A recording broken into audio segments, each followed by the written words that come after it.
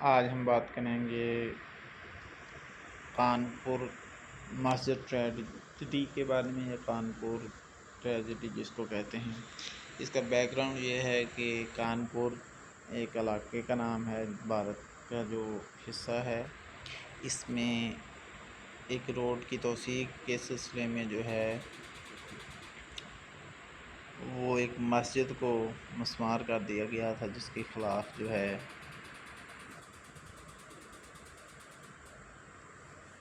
مسلمانوں نے احتجاج کیا تھا۔ حالانکہ یہ ایک پرامن احتجاج تھا، مگر اس پہ فائرنگ کی گئی تھی، تو یہ مشہور ہے کانپور ٹریجڈی کے نام سے۔ اس کے بعد فائرنگ ہی کا ایک اور واقعہ جو ہے وہ مشہور ہے، جلیانوالہ باغ امرتسر کے شہر میں جو ہوا تھا۔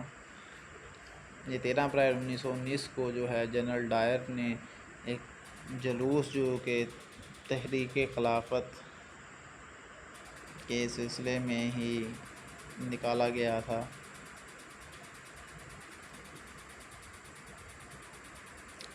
اس پہ گولی چلا دی انہوں نے، تو اس وجہ سے جو کہا جاتا ہے تقریباً 1000 لوگ جو ہیں وہ قتل ہوئے اس ایک انسیڈنٹ میں۔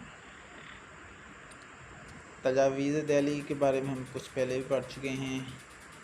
یہ سائمن کمیشن کی ناکامی کے بعد جو ہے مسلمانوں نے اپنا لائحہ عمل بنانے کے لیے 20 مارچ 1927 کو قائد اعظم کے زیر صدارت ایک اجلاس ہوا تھا دہلی کے اندر۔ اس میں جو تجاویز پیش کی گئی تھیں ان کو تجاویز دہلی کا نام دیا جاتا ہے۔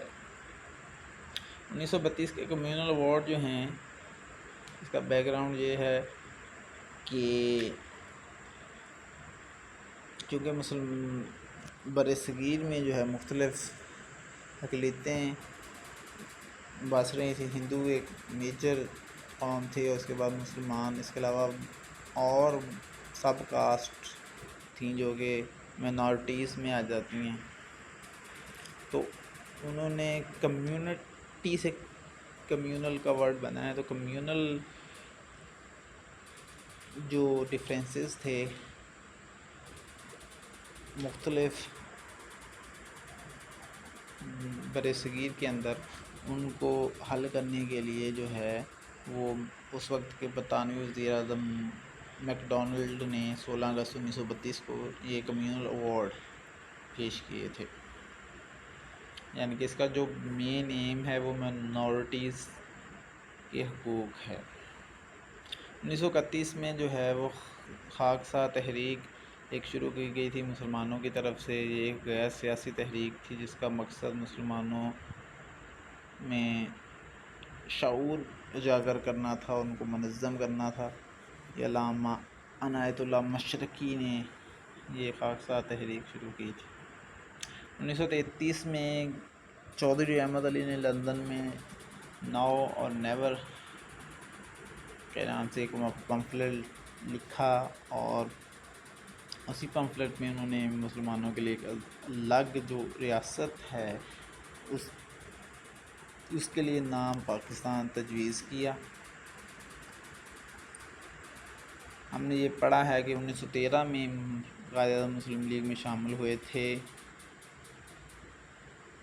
اور 1934 میں وہ تا حیات جو ہے مسلم لیگ کے صدر بن گئے تھے۔ 1937 کی جو انتخابات ہوئے تھے 1935 کے آئین کے مطابق، اس میں مسلم لیگ کو ایک بری شکست ہوئی تھی، اور 11 میں سے 8 صوبوں کے اندر کانگریس کی وزارتیں بن گئی تھیں۔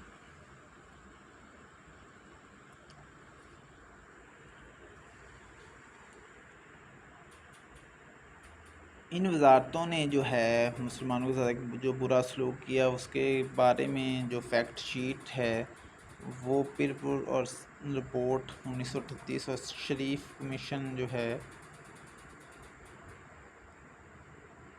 وہ رپورٹ شامل ہے۔ قائد اعظم کی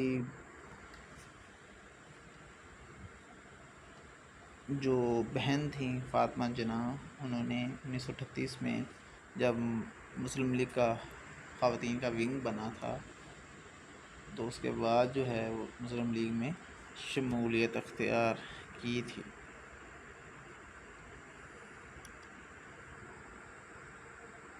اس کے بعد کرسپ مشن جو ہے 1942 میں آیا تھا۔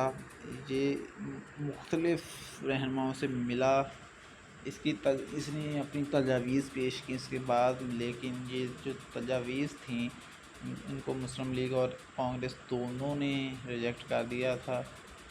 یہ بنیادی طور پہ پہلا منصوبہ تھا جو کہ تقسیم کے بارے میں برطانوی گورنمنٹ کی طرف سے پیش کیا گیا۔ اس کے بعد کرسپ مشن کی ناکامی کے بعد جو ہے گاندھی نے ہندوستان چھوڑ دو تحریک شروع کی تھی،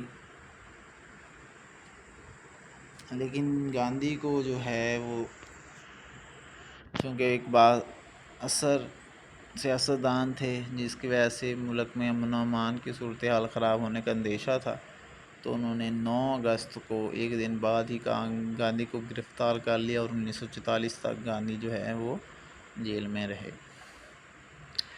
1946 کا دہلی کنونشن، اس کا بیک گراؤنڈ یہ ہے کہ 1945-46 میں جو مرکزی اسمبلی اور صوبائی اسمبلیوں کے جو انتخابات ہوئے تھے اس میں وہ ممبر جو کہ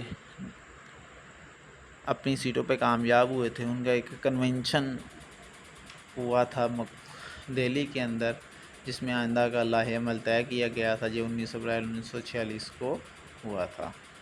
اب ہم پڑھیں گے کچھ اہم تحریکوں اور تنظیموں کے بارے میں جنہوں نے